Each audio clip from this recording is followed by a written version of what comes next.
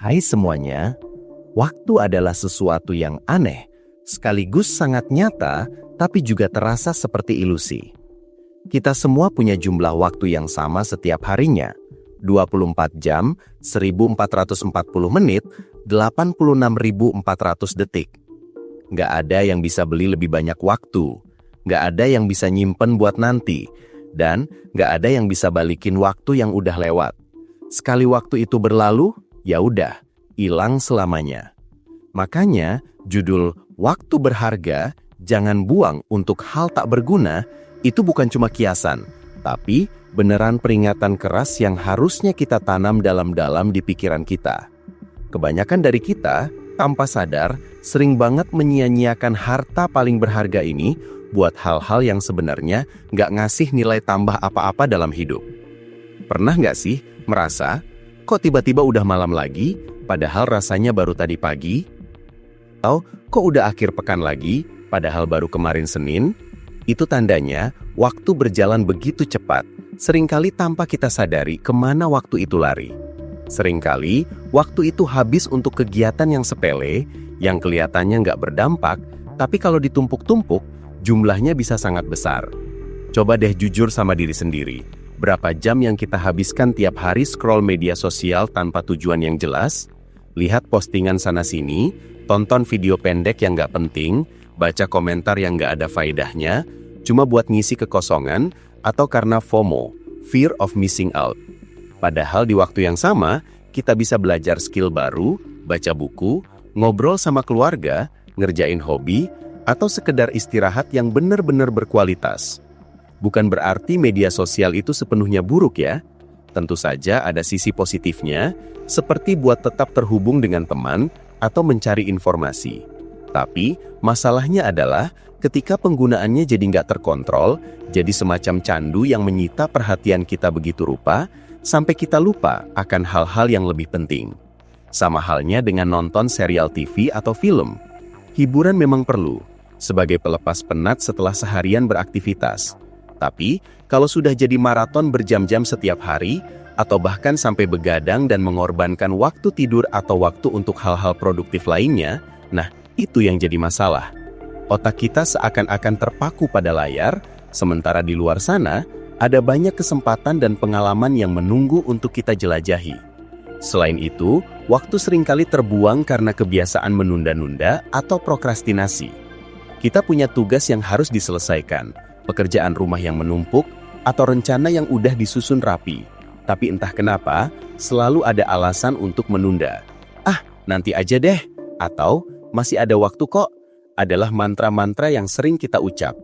Akibatnya, pekerjaan jadi menumpuk, deadline mepet, dan akhirnya kita terpaksa ngerjain semuanya dalam waktu singkat dengan hasil yang kurang maksimal, atau bahkan nggak selesai sama sekali.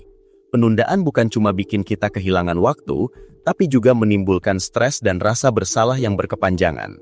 Padahal, kalau dari awal kita disiplin dan langsung kerjakan, waktu yang kita miliki akan jauh lebih efektif dan hasil yang didapat pun akan lebih memuaskan.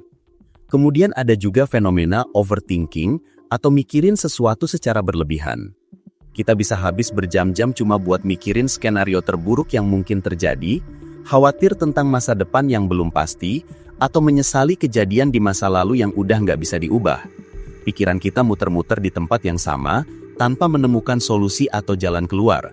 Ini bukan cuma buang-buang waktu, tapi juga menguras energi mental dan emosional kita. Harusnya, energi itu bisa kita pakai untuk mencari solusi, mengambil tindakan nyata, atau sekedar menerima keadaan dan bergerak maju. Mikir memang perlu, tapi kalau sudah berlebihan dan jadi nggak produktif, itu sudah jadi racun bagi waktu dan pikiran kita. Lalu, bagaimana dengan hubungan personal?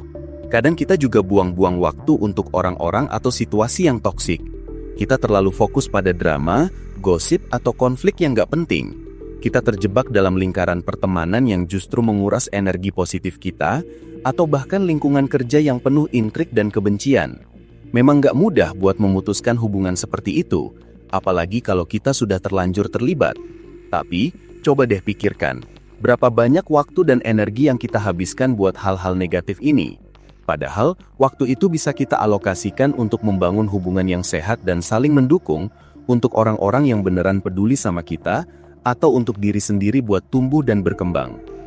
Mungkin kita juga perlu merenungkan berapa banyak waktu yang terbuang karena nggak punya tujuan atau prioritas yang jelas.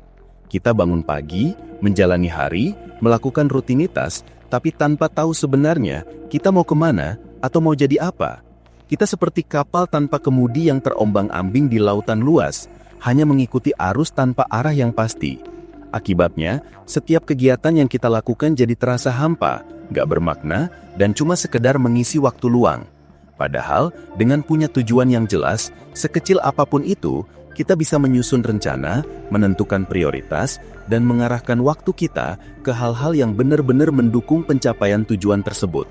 Hidup jadi terasa lebih bermakna, dan waktu yang kita habiskan jadi lebih efektif. Penting juga untuk menyadari bahwa tidak berguna itu relatif ya. Buat satu orang, main game bisa jadi buang-buang waktu, tapi buat yang lain, itu bisa jadi sarana rekreasi, pelepas stres, atau bahkan profesi.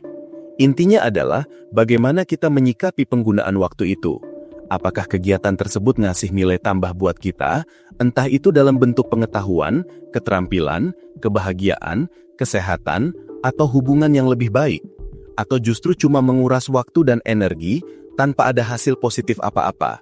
Kita perlu punya kesadaran diri yang tinggi untuk bisa membedakan mana yang produktif dan mana yang cuma sekedar pengisi waktu kosong. Waktu itu nggak bisa diperpanjang, nggak bisa diulang, dan nggak bisa dibeli. Dia terus berjalan, detik demi detik, tanpa peduli kita memakainya untuk apa. Jadi, satu-satunya cara untuk menghargai waktu adalah dengan menggunakannya sebaik mungkin. Itu berarti, kita harus mulai pilah-pilah, mana kegiatan yang beneran penting, dan mana yang cuma sekedar membuang-buang waktu. Bukan berarti kita harus jadi robot yang selalu produktif 24 jam sehari, nggak boleh santai sama sekali. Istirahat dan hiburan itu penting, tapi kuncinya adalah keseimbangan dan kesadaran. Jangan sampai kita menyesal di kemudian hari karena menyadari bahwa sebagian besar waktu hidup kita sudah terbuang sia-sia untuk hal-hal yang nggak benar-benar berguna. Mulai sekarang, yuk kita jadi lebih bijak dalam mengelola waktu, karena waktu itu adalah aset paling berharga yang kita punya, dan dia nggak akan menunggu kita.